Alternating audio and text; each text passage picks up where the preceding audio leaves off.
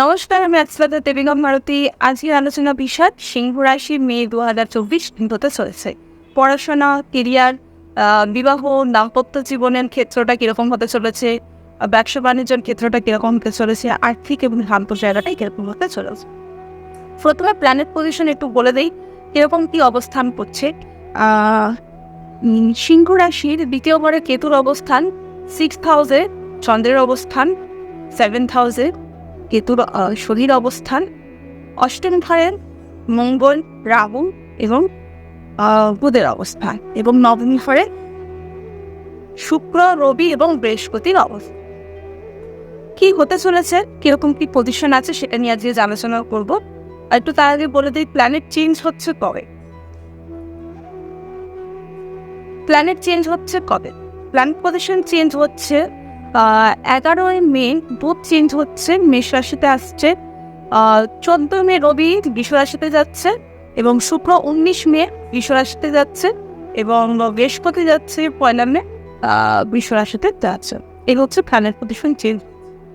এবার আসি প্রথমে সিংহ রাশির পড়াশোনার ক্ষেত্রটা কিরকম হয়েছে। তারপর পড়াশোনার জায়গাটার পজিশনটা যা দেখা যাচ্ছে, চেষ্টা করবে, প্রচুর হার্ডওয়ার্ক করবে, চেষ্টা করবে। নেগেটিভ থট ভীষণভাবে আসার ফলে নেগেটিভ, মানে আমি হার্ডওয়ার্ক করছি, অনেক চেষ্টা করছি, কিন্তু নেগেটিভ ভাবনা চিন্তা আমাকে যেহেতু নিয়ে রয়েছে পুরোটা, মানে মোটামুটি মাসের অর্ধেক টাইমটাই কিন্তু এরকমই যাচ্ছে, নেগেটিভ থটে ভাবনা চিন্তাতে চলে আসছে। এবং পড়াশোনার ক্ষেত্রে আমি অনেক হার্ডওয়ার্ক করছি, মাঝে মধ্যে অমনোযোগী হয়ে পড়ছি। কোনোরকম চাকরি পরীক্ষা এক্সামের ব্যাপার থাকলে এই মাসটা খুব একটা ভালো সিংহ রাশির ক্ষেত্রে করছে না। সেকেন্ড আসছে রিলেশন, প্রেম ভালোবাসার ক্ষেত্রে। প্রেম ভালোবাসার জায়গার পজিশনটা সন্দেহ, প্রেম ভালোবাসার জায়গাটা অনেকটাই এখানে ডিস্টার্ব রয়েছে। 16 মে পর্যন্ত অনেকটাই ডিস্টার্ব থাকবে, এবং দেখা যাচ্ছে ভেঙে যাওয়ার পসিবিলিটি রয়েছে। প্রেম ভালোবাসার সম্পর্ক সন্দেহের জোরে এখানে ভেঙে যাওয়ার মতনও কিন্তু পরিস্থিতি হতে পারে।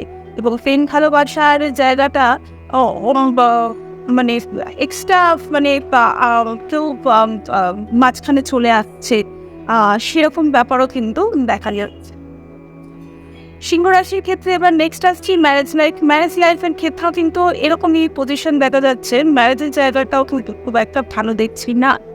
ম্যারেজের জায়গার পজিশনটা অহেতুক টেনশন, চাপ থাকবে। ম্যারেজ লাইফে অনেকটাই চাপ থাকবে। পার্টনারের সাথে সম্পর্কটা অনেকটাই শীতল অর্থাৎ হচ্ছে গিয়ে মানে পার্টনারের সাথে মানে একে অপরের সাথে সম্পর্কটা খুব একটা ভালো কিন্তু যেতে দেখছি না। এবং পার্টনারের বিবাহ জায়গার পজিশনটা, পার্টনারের যে একটা বিমুখ আচরণ দেখা যাবে, আমি আমার হাজবেন্ড বা আমার ওয়াইফের একটা অদ্ভুত ধরনের আচরণ কিন্তু এই মাসে আমি কিন্তু লক্ষ্য করবো। এরকম পজিশন কিন্তু ম্যারেজ লাইফে দেখা যাচ্ছে। নেক্সট আসছে কেরিয়ার পজিশনে কিন্তু যা দেখা যাচ্ছে, অনেক অপরচুনিটি, উন্নতির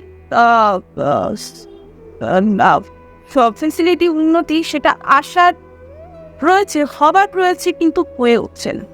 এই মাসটা এরকম পজিশন রয়েছে সিংহ রাশির ক্ষেত্রে, খুব একটা মানে কিন্তু আসে না। কেরিয়ারে অনেক ভাগ্য, সুযোগ, সুবিধা, ফেসিলিটি সেগুলো কিন্তু মানে নাকের ডোগা থেকে বেরিয়ে যাচ্ছে, আমি নিতে পারছি না, এরকম হওয়ার স্পিরিট রয়েছে। ব্যবসার ক্ষেত্রেও কিন্তু নিউট্রাল, মানে না আমি যেই পরিমাণে অ্যাফোর্ড দিচ্ছি, ইনভেস্ট করছি, সেই অনুযায়ী কিন্তু আমি সেরকমভাবে ব্যবসাটাকে এগোতে পারছি না। সেরকম পজিশন কিন্তু ব্যবসার ক্ষেত্রেও রয়েছে, সেটার দিকে একটু নজরদারি রাখতে হবে ব্যবসার ক্ষেত্রে। আর্থিক জায়গাটাও খুব একটা উন্নতি দেখছি না। পজিশন যা দেখা যাচ্ছে, অনেক কিছু জড়িয়ে পড়তে পারে, অনেক টাকা পয়সার জায়গাটা দেখা যাচ্ছে। চোট হওয়ার পসিবিলিটি রয়েছে, মানে মার পায়ে যাওয়ার পসিবিলিটি কিন্তু রয়েছে, সেই দিকে একটু সাবধান অবলম্বন করবে। আর্থিক দিকটা, ওভারঅল ভাগ্যের পজিশনটা যদি দেখা যায়, ভাগ্যের পজিশন এখানে যা দেখা যাচ্ছে, অফার ডেফিনেটলি আসবে, কিন্তু সেই অফারটা তুমি নেওয়ার মতন কিন্তু সেরকম পরিস্থিতি যদি তৈরি থাকো, তখন কিন্তু সেটা নিতে পারবে। বেশিরভাগ ক্ষেত্রেই দেখা যাবে অফার আসছে, কিন্তু সেইভাবে তুমি নিতে পারছো না। যদি এইটা মোটামুটি 15 মের পর থেকে কিন্তু সময়টা ভাগ্যের পজিশনটা খুব একটা ভালো দেখছি না। 15 মের মধ্যে যদি কোনো রকম পজিশন হয়, সেক্ষেত্রে কিন্তু ভাগ্যের জায়গাটা একটু ঠিক থাকলেও কোনো মেয়ের পর ভাগ্যের পজিশনটা এই মাসটা কিন্তু খুব একটা ভালো দেখছি না। যাদের নতুন সুযোগ সুবিধা আসার রয়েছে সেই জায়গাগুলোকে কিন্তু ফোল্ড হয়ে যাবে, দাঁড়িয়ে যাবে, হাতের নাগালে কিন্তু এসেও কিন্তু ধরা দেবে না, সেরকম পজিশন সিংহ রাশির ক্ষেত্রে রয়েছে। এই মাসটা, এই মে মাসটা খুব একটা ভালো পজিশন দেখলাম না সিংহ রাশির ক্ষেত্রে। সবাইকে বলা হচ্ছে একটু সাবস্ক্রাইব করে দেবে, যাদের ভালো লাগছে অবশ্যই সাথে থেকো।